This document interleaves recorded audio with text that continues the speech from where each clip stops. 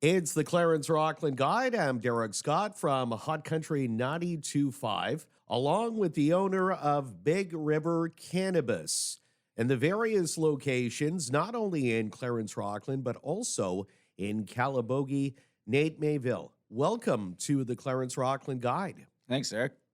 You're a Rockland boy with business, obviously, in your heart. Before Big River Cannabis, tell us what you were doing. I was the owner of a company called Canada Car Care. I was doing a lot of automotive and marine detailing. I was selling car care products through a website called canadacarcare.ca. Did that for close to 20 years. I was also running a consulting company for the IT side of the business there. That was, and I actually am still doing consulting to this day. Growing up, say as a teenager, did you know you wanted to get into business? Yeah, I always wanted to own my own business. I wanted to make my own schedule, set things to my own tone type of thing. I was never someone that took instructions or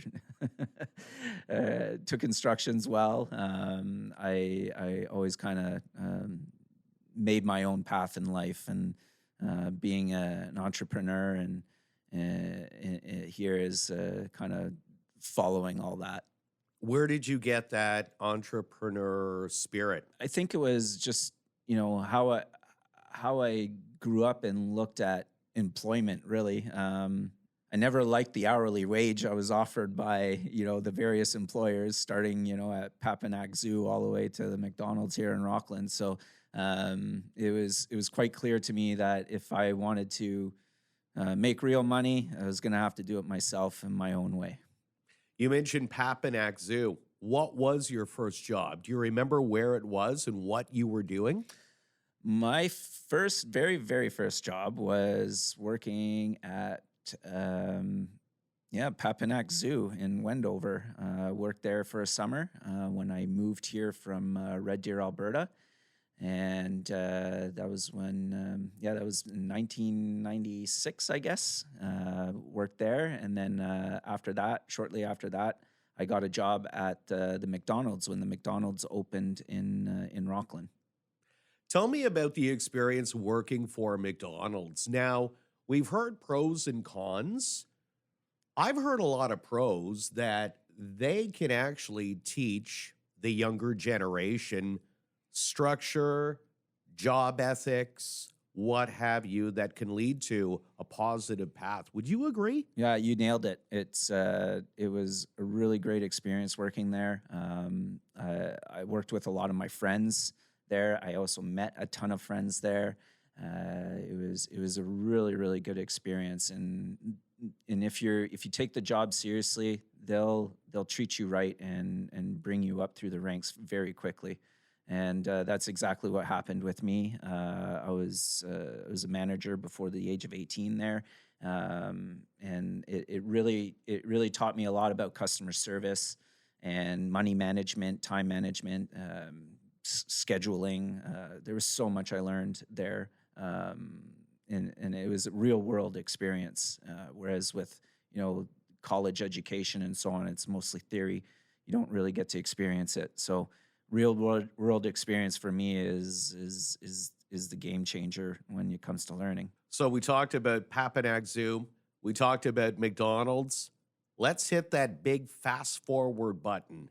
How do we go from Papanak Zoo to McDonald's to working in automotive and what have you to Big River Cannabis? The legalization happened in Canada, and it's probably been one of the best things for cannabis folks. I never planned to become a cannabis retail owner, but I was always interested in the plant and the benefits that it brought into my life. And once legalization happened, I really wanted to get into the cannabis space. I was looking for a change from consulting, and I was looking for a change from detailing. Detailing was taking a massive toll on my body. It was very, very labor intensive work. 12 to 16-hour days of having a polisher in your hands, or wet sanding, or exposed to a whole bunch of different chemicals. So my health was in jeopardy with the detailing business. My body was not agreeing with it. So I had to make a choice, and I always was interested in cannabis. I always, from growing it to using it, to cultivating it, to making different products, edibles and rosins and oils and so on. I've always enjoyed working with the plant, and I've also always enjoyed customer service. I like working with people. I love talking to people, and I like talking to people about things that we share in common. So moving into the retail space really fit for me, and yeah, it started a process. So at the time, the Liberals were in power in the province, and they had released their plan that they were going to use a LCBO beer store type distribution system. So I was a little bummed to hear about that. It would be a lot of red tape to get in. It still is lot of red tape now with the Conservatives in power, but it's less tape now than it was if the Liberals had gone through with their plan. Moving into it was good. I've enjoyed my journey, and I've learned a lot. I've learned a lot doing this. It's been a lot different from my other businesses where, you can, get incorporated for, $200 online and get your GST number, and you start your business and off you go. It wasn't like that with the cannabis retail store. It was jumping through hoops, and once you jump through hoops, you fell and jumped through more hoops, and then you fell, and then you had to jump through more hoops. So it's been quite a test of my patience, if I could put it that way, working with all the various levels of government to get this done. But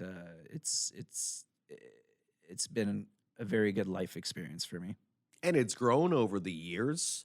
Rockland, Bourget, correct? Yep.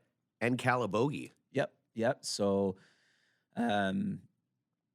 Rockland was our first store that we opened, and then the first year we were doing very well, and I opened a second store in Calabogie. Calabogie is near and dear to my heart because of the racetrack out there, Calabogie Motorsport. Being in the automotive industry, I made a lot of friends at the track. I spent a lot of time at the track, and I always thought Calabogie would have been a great place to open a cannabis store, and it does very well in Calabogie, especially with the tourist crowd and the campgrounds there and the cottagers out there. It's been doing well. It's obviously a lot more busy in the summer than it is in the winter, but it's been doing really well. And Bourget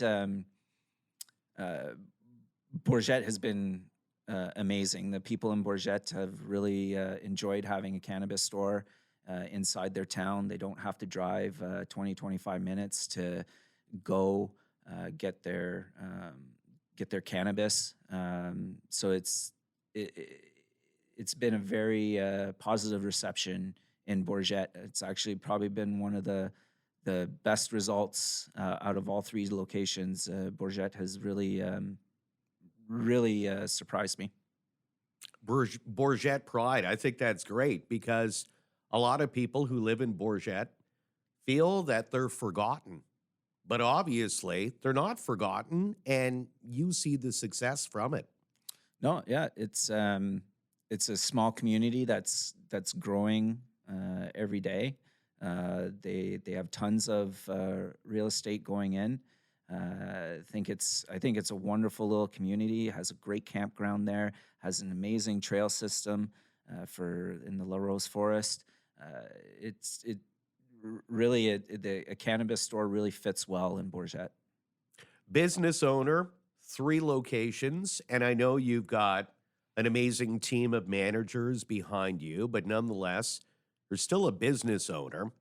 What do you do to turn off business, Nate? Turn off business. Hobbies. Yes. It comes well. My family. I have 3 kids. Spend a lot of time with them in their extracurricular activities.